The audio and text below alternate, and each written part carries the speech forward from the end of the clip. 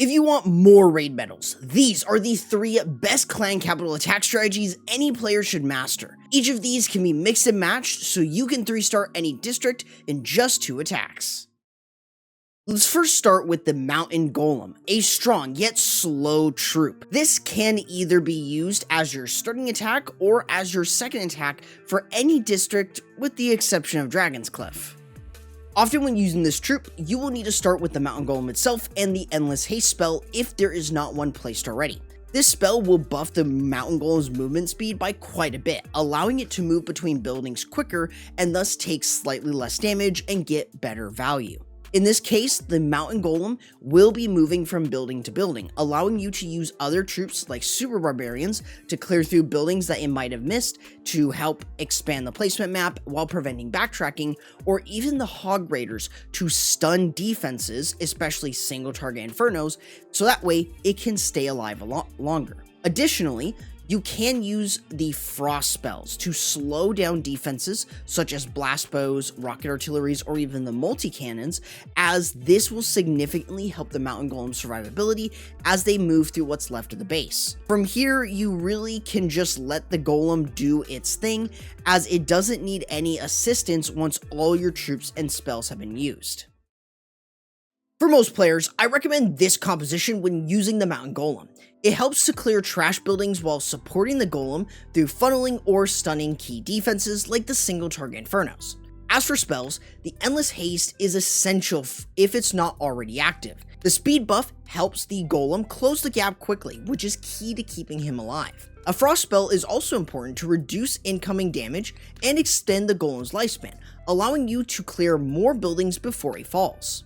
Beyond those, graveyard spells can work if you're pairing the Golem with troops like Hog Raiders or Super Barbarians, offering additional distraction. While it's not the strongest option, they're useful when the Endless Haste is already on the map, so you can take fuller advantage of the skeleton's distraction. Raid spells are also a strong option, boosting both speed and damage to make the Golem even more threatening. Additionally, bring a lightning spell if you can. It can reset single target Infernos as they are one of the biggest threats to your Golem, and it'll help you push through critical defenses. So no matter if it's your first or second attack, here are the overall army compositions that you have available to you depending on the situation you're in. Just be sure to avoid making simple mistakes such as not putting the Golem within the Endless Haste. While this can still result in it doing something, it can cause you to get less value and thus less percentage due to how slow his movement speed is. However, if you don't have a way to deal with single target Infernos, you can often lose your Mountain Golem, which is why having a lightning spell or Hog Raiders is so important when hitting districts with single target Infernos.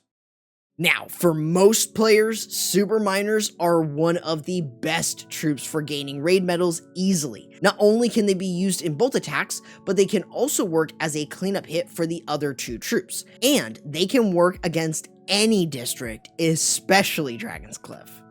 This troop is quite simple, as all you need to do is use your frost spells over heavy splash damage defenses like the rocket artillery or blast bows, and if you're hitting Dragon's Cliff, try to get any super dragons underneath it. This will reduce the amount of damage your super miners take and will significantly slow the super dragon's attack and movement speed, allowing you to easily avoid the super dragons over the entire attack. From this point, you can just spam in your super miners and let them work, as there usually isn't much that can stop them at this point, as they burrow underground and smash buildings with ease as long as they're within a group.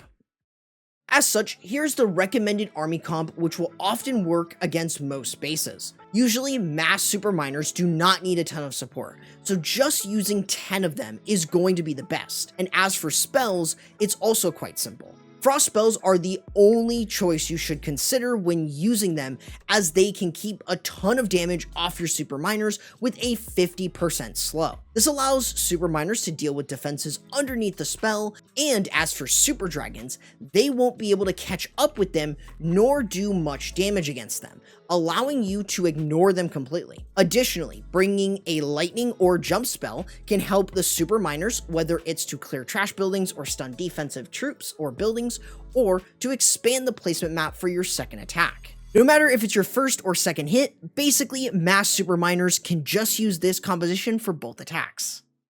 However, there are a handful of mistakes that you can make when using such an easy troop. You should never take a graveyard, haste, or heal spell when using super miners, due to just not having any synergy with them. Graveyard spells just need troops to die, which you really don't want when it comes to super miners. The distraction is quite nice, but as your super miners die, they're gonna often get a lot less value, and the graveyard spells really aren't gonna help with that. The endless haste spells are also pretty useless with how quick the super miners are, so it really doesn't make sense to bring it unless it was already placed on the map. Then you can take advantage of it.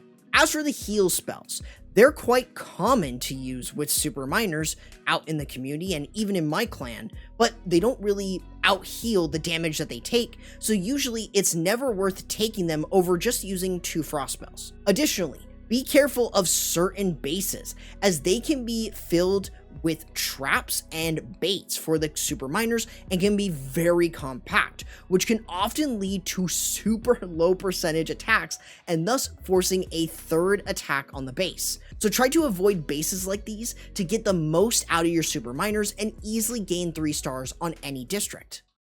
And while not the most popular option, Sparky is additionally one of the strongest options in Clan Capital to clear every district, with the exception of Dragon's Cliff of course, all thanks to her splash damage and high HP.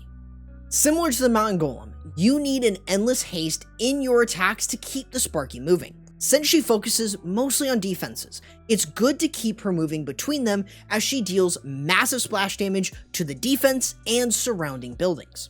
You should usually have some form of protection for her though, so using super giants every so often is the best way to keep your Sparky alive. There isn't a particular order they need to be in, but just don't spam them so you can have more than enough of them as your Sparky moves around the base. Additionally, having battle rams and super barbarians are enough to clear out trash buildings to expand the placement map while also opening walls for your Sparky who needs them so she doesn't have to start attacking walls. Using graveyard spells as well gives you the power to distract even more defenses while your Sparky moves between them. This is all thanks to the super barbarians and battle rams dying off to allow the spawning of skeletons, which in turn helps keep your Sparky's HP high as she moves around. Once all your troops have been used, you should have enough HP on the Sparky to let her do her thing and clear defenses. Now for Sparky, I usually use this army comp due to how flexible and strong it can be on plenty of districts, with the ability to keep the Sparky's health high with the skeletons, super giants, and battle rams to keep it moving. In terms of spells, the Endless Haste is often always needed, as the speed buff greatly improves the Sparky's ability to clear defenses in quick succession and prevent time fails as often. Graveyard is also great as you're often taking additional troops that will eventually die, but in turn, it will provide enough distraction for your Sparky to clear more buildings while keeping the defenses off of her. Additionally, a frost spell can be used to slow defenses within the spell, which also benefits a Sparky a ton. Usually, you should use this if there is already an endless haste placed down, so you can easily keep her alive a lot longer than without it. With Sparky having so many different options, here are the overall army comps that you can run depending on the situation, whether it's your first or second hit. As for simple mistakes, just not protecting your Sparky can often lead to fails. Sparky is a slow attacking troop, so be sure to use your giants, graveyards, and battle rams in front of her to allow you to clear a path without much issue and to keep her health high. Similar to the Mountain Golems though, if you don't bring a lightning spell, you can often find yourself in trouble with single target infernos. So I suggest taking one so you don't have any difficulty with them.